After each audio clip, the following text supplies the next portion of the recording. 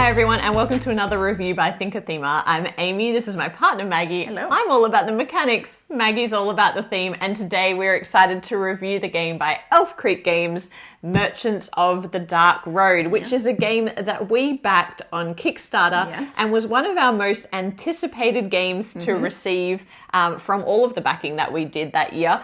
And so we're going to review that now for you. Yeah, so in Merchants of the Dark Road, we are merchants in the dark road. Who knew? So we're going to be going in our caravans. We're traders, essentially, and we're going to be collecting Queen's commissions and fulfilling all sorts of different goods to take them to all these different destinations in exchange for, well, prestige and also for money. Along the way, we're also going to be picking up some heroes from the local tavern who might, we might be able to sell some stuff to, and as well as, they might be able to hitch a ride with us, and we can drop them off where they might be going if we happen to be going that way, which is also going to be beneficial for us. Now in this game, everybody is going to get their own individual caravan, which is this cool double layered board. And in part of your caravan is an area for polyomino tiles. And those are the goods that you're going to be collecting along the way. And of course, you can only keep as many goods as you can store in your little puzzle here, your little polyomino tile puzzle. Now, you're going to be collecting these tiles in multiple locations on the center board. And what we have in the center of the central board is a rondel of sorts. You're going to be moving your caravan around to 5 different key locations. And at each of those locations, there are different things that you can get done. But in a few of them, you will be able to pick up these polyomino tiles. Now, the way that you move around that rondel is dictated by the dice that you're going to be rolling at the start of each round. And you will be locking in 3 dice here in each of these little spots, and then on each turn you're going to be choosing another die from your collection and bumping one of these die up into this slot here. Now, this dictates a couple of things in the game. Firstly, the die value of the one that you've bumped up here is going to be the number of steps that you can take around the rondel. Secondly, the path that it travels through this action tile space here is going to dictate the bonus that you get to take as a result of using that die. So you're trying to work out how far do I need to travel, but also what kind of goodies am I looking for by taking this turn? Now, as I just moved through the center part of this board and activated this central action, this one allows you to, if you have it, add an illuminated die to your collection here at the top. Now I have the choice, and imagine this was a different value, of 2 different movements. So I could go 2 or 4 around the rondel. So the illuminated die are incredibly valuable, and you can pick them up at different locations around the board and as bonuses. In each round, you're going to have 1 fewer die, which means that the dice also act as a bit of a timer for the game as well. Now, when you're moving around the board, there are a couple of key areas that you need to note. Firstly, there's this market dial, which is actually a magnetic wheel that is attached to this board that is going to tell you what the value of each of the polyomino tiles or the items that you're collecting is at any given time, which sometimes means the money that people are going to pay you for them at the tavern, or sometimes it is the value that you will be paying in order to buy those items and bring them into your caravan. You can also collect some special items at the ruins of Yin that make the polyomino tiles even more valuable, as well as pay for them at the dark markets. There are multiple places where you're going to be collecting the items, and then there's multiple things that you can do with them. You can either pick up these Queen's commissions that are basically order fulfillment, so you're looking to complete these contracts with the right items in your caravan, and you can also sell them to people in the tavern, and when you do, they like to come onto your caravan and go on a journey with you as well. Now, in order to fulfill the commissions and to take people where they need to go, a big part of this game is the travel element. So there are lots of destinations, 6 in fact, that you can travel to and drop off the right contracts that need to go to those areas, or where the people are seeking to be dropped off as well. And here is a really interesting mechanic in this game. A big part of this game is the follow mechanic. So no matter who is going traveling, if other opponents around the table also want to jump in on that journey, they can do so as well and drop off both contracts and people to those locations. So you are not only trying to get whatever you want to get done by going to the right locations you want to go to, but also keeping an eye out and trying to be opportunistic about having a variety of locations that you can drop things off to. So when someone else goes on a trip, you can say, I'm coming too, and you can all share in the spoils. Now, the more people who decide to join you on your trip actually has a benefit for you as well, because for each opponent that joins you, you're going to get one of the travel dice, and then you're going to be choosing whether you're all going to take the long road or the shortcut. And this is going to present you with something that happens on your journey, and you're going to be rolling all of the dice, and then they're going to be allocated to the players depending on which path that you took. So the more dice there are to choose from, the more chance there is that you can probably get something beneficial on this journey. And finally, just as you're moving around this rondel, an interesting part about this rondel, and you know how much I love a rondel, is that for every stop that you make, you get to choose between the two core locations that are available to you on adjacent spots. So you always get the choice of which one you want to go to. But if you also play the illuminated die, the added benefit of that is that you also get to take the bonus location or building that is located between those two spots, which will give you some kind of one-off bonus. But it's also therefore important to consider when you use those illuminated die, depending on how many actions you want to take in that area of the board. Now, finally, talking about the end game, you are going to get victory points, generally speaking, or prestige points for dropping off these contracts to the right location. However, when you sell goods, you're going to be getting money. And so the two key things that you're trying to keep track of in this game is money and your prestige points. And at the end of the game, you need to ensure that you've got a lot of both, because your final score is going to be the one that you have the least of, which is why we have these little player screens, so nobody actually knows how much money you have at the end of the game, and therefore it kind of hides who's actually in the lead at the end of the game. So let's talk about what it actually feels like to play this game. Oh, this game, at first glance, and this is probably one of the biggest draw cards for me when I was first anticipating it. It is just so aesthetically beautiful. Everything about it, like the table presence, really sets that mood of, the sort of snowy, cold, dark road. But it's also not like a terrifying, dark, kind of evil thing. It's just more like a, you're traveling, and you've got you've got music, and you've got the fire, and you're kind of telling tales at the tavern. That really kind of comes across. The actual components are so nice. So great. These lanterns. And these are an upgrade, aren't they? This is the deluxe edition. Yes. And as usual, Elf Creek Games have done a stellar job of this. You can see there's these little horseshoes. These horseshoes actually allow you to change the value of your die up and down, but they are actual metal, and they're wonderful. The only regret that I have, as usual, is not upgrading these coins, because they're cardboard, but actually you can add on, or you can purchase metal versions of those. But everything is so beautiful. The cardboard quality, the individual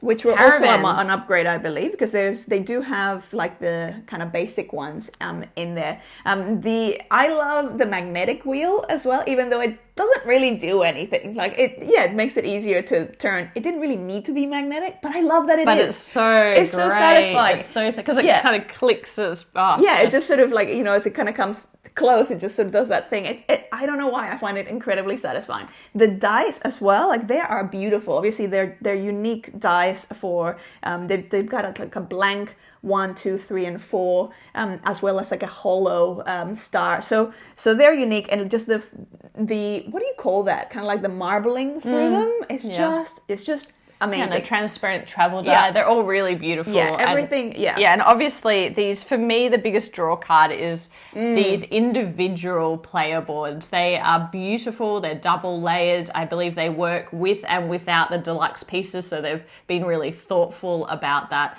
And I just love that you feel like you do have a unique caravan because they're all a different shape. Yeah. And they didn't need to be, No. because they could just be a different color. But I really love that attention to detail. Yeah. So in terms of the actual playing experience, from a themer's point of view, I did feel like it was fairly thematic. Like as I'm moving around and I'm going to the inn and I'm kind of striking up a conversation with someone that, I hear you that you might want a bit of a musical instrument and maybe some armor. I might have just what you're needing, and it just so happens that in the market, we're paying high price for it. Not only that, one of the things that you can do is you can upgrade sometimes your goods. So they have this basic side, and then they have this golden upgraded side. And when you're selling an upgraded good, this is like literally the shiny side. So you're getting additional money, and you're getting these beautiful, that's when you get the crystals as well. So all of these things, and the fact that then when you're kind of striking up that conversation with the heroes, that's what makes them go, oh, well, let me come. Oh, you're going to that place? Yeah, I'll hop on your caravan, and then, take me there, and I'll give you a bit of a tip when we get there.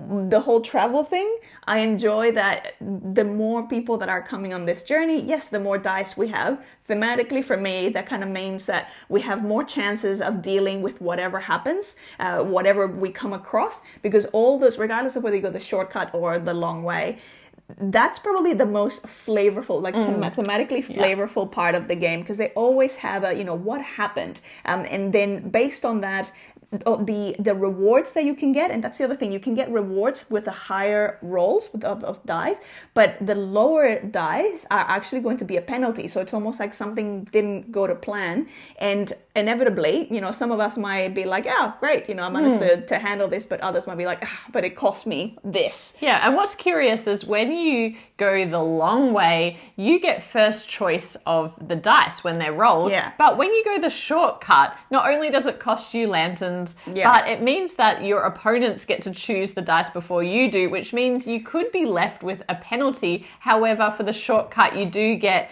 a bigger bonus overall just for traveling. Yeah, at the end, because you have these other kind of wonderful bonus at the end of the sort of travel action, where you can get little either upgrades for your caravan, you can get money, that's how you get your illuminated die that multiply your actions as well when you're playing the sort of main rondel game, as well as on top of all the points or like the prestige and the coin that you get for delivering things to different destinations. So I really enjoyed that as the overall feel of the flow of the game. Yeah, and I certainly feel like that's what the mechanics have been designed around as well. So if you think about this game thematically, like you're in a caravan and you're cruising around and there's music playing and you've got these heroes with you, that is how I feel about the gameplay. It feels like you are literally just journeying from one side of the town to the next, picking up things, delivering things, picking up things, delivering things,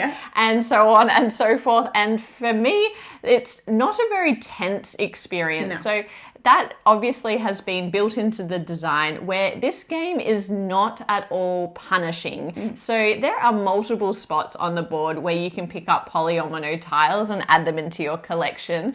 And the puzzle here is not that punishing once you've filled it out. If you've filled it out, simply you cannot pick up any more pieces, but that's really not that much of a problem because you can always pick up a new contract, generally speaking, and you don't have to deliver the contracts in their entirety. So you can just pick up a contract and just deliver a single item from that. You'll get fewer victory points or fewer prestige points at the end of the day, but it means that you're never quite stuck in terms of the puzzle. Yeah. And also, if you've got too many pieces on your board, you can always go and sell some of those and get money instead from the people in the Ringway Inn. So I never felt like there was a lot of pressure on me in terms of the puzzle. I just felt as though I was really kind of having this journey, being a merchant on a dark road, and kind of reacting to whatever was coming my way, aiming to pick some things up. But if I got to go traveling with some friends that I'd made along the way and then, hopefully steal their dice and get better rewards on them, then so be it. And the other part about the tension in this game is that the rondel is really interesting in that you can go to adjacent locations and sometimes get that bonus that is housed on the illuminated die buildings. but it's not particularly cutthroat in terms of the way that you interact with other players. In fact, in this game, aside from the travel where you can use the follow mechanic and get on board with where they're going, there isn't really any other way to interact with players aside from taking items before they do. The rondel is unaffected by other players being in your way, meaning that you can simply stop where another caravan has stopped, and there's no way to kind of disrupt their plans in terms of travel. When you're thinking about where you want to go, the harder thing is the dice puzzle. But again, I didn't feel like that was particularly difficult, especially in the context of having these horseshoes that do allow you to adjust the die. So yes, you do have to think ahead with the dice, but it doesn't feel particularly punishing because there are so many different locations and different ways that you can get points. So if you're a fan of the channel, you would know that I personally love a lot of player interaction. And I also love a lot of tension or a punishing puzzle in a game. And so for me, this game is a little too airy, a little too breezy in its implementation. I completely appreciate that suits very well with the setting of being in these caravans and traveling around. But I also am not a fan of pick up and deliver, and that is a big part of this game. It really is about that order fulfillment and picking up different items, taking them onto your caravan and moving around. I mean, as a merchant, that's what you do. That is literally what you do. And then delivering them in exchange for, Yeah. So even though it's not a game for me personally, this game, I can certainly appreciate that it is very much in line with the promise on the front of the box. Yeah, you are a merchant in a dark road. Having said that though, this dark road is not a treacherous dark road. That's the thing. It's like it's a relaxing, not relaxing, but it's a very kind of like a quiet town, you know, not a lot of ruckus is going on. Nothing like, there's no monster that's going to attack you. And all the creatures that you can take with you, which I actually really like when you go traveling, you get to kind of recruit one of these beautiful little cards with a creature on them. They also offer different goods and benefits, and some of them you just have to put a crystal on them, kind of pay them with a crystal. I don't know why some of them are like I quartz, guess yeah, but I don't know what they're doing with it. Like I don't know why. Like who doesn't want quartz? Why wouldn't a snow bee want some quartz? I don't know. I thought maybe, you know, like there's flicker, which is kind of like a moth, and so yeah, if it's illuminated, then I think, yeah, it would be like, oh, I love this. But that one actually doesn't require, Anyways, so I actually do enjoy that it is a more relaxed sort of experience. And yeah, you're not, it's not interactive in the sense that you're not competing and you're not battling against each other. You're not frustrating each other's plans. You get to just kind of do your own thing and bring someone along maybe on those journeys. That's not even a big part, because a lot of the times it's like if someone might be going to a destination that you're like, oh, I've got nothing to drop off there, so you know, that's enough. We have played it at multiple player counts, so from solo, 2-player, 3-player, and 4 actually, all the different player counts. So that would be interesting to check. Like what was your experience at the different player counts? I actually preferred it probably at 3 or 2. At 4, I felt like the elements that are very cruisy and the fact that I am just, you know, picking up and delivering it. Actually, I would say 3, because 3, you get the benefits of having more people that are traveling, which means more of that interesting interaction when you all use that follow mechanic. But at 4, I felt like it was a little bit long in that I was waiting for my turn to come around so that I could get some more things done. Yeah. And because it's so multiplayer solitaire, I wasn't super interested in what everybody else was doing unless they were stopping here. As soon as someone stopped here, everyone kind of leans in and is like, where are you going? Where are you going? And do I need to go there? And to me, that is the most interesting part about the game. I'm interested with your review of it because you are someone that really enjoys multiplayer solitaire. But is it because of the difficulty of the puzzle? I think I enjoy it. So this is a game that I'd say that I enjoy, but I just wish that it was crunchier. I wish that there was a bit more tension. I wish that there was more to that core puzzle, because I feel like now I've played it, I've enjoyed it, but I feel like I've figured it out. I don't know if I don't feel like there's that much more for me to uncover from it. Yeah, there's not a lot of variability in the game. There's certainly different end game condition, these contracts, things that you can kind of collect along the way. But ultimately what you're doing every game is fairly similar, and even some of the most thematic parts of the game, they're all fairly similar in that you get some reward or a slight punishment. And so for me, there's probably not a lot of replayability here, but I can really appreciate this game's role and more of a gateway if someone's, you know, being introduced to gaming and you want to have more of a relaxed experience. Yeah. And also it teaches you a lot about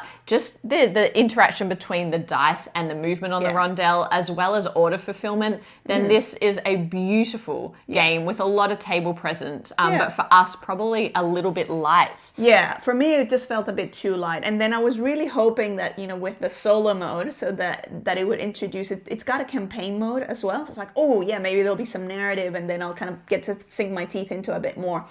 As you may know if you've watched the channel, I don't tend to enjoy solo modes that have an AI that you have to, like a separate player that you're facilitating their turn, because I tend to get very distracted. And so when I'm facilitating their turn, and then when I come back to me, I'm like, what was I doing again? So I lose my train of thought very easily. So unfortunately, because obviously of the nature of this game, and they've tried to recreate the multiplayer experience to the point where you could actually use that AI, which they call the private concern, which very cleverly, it's just the other side of any of these boards, has the sort of the spots for that AI.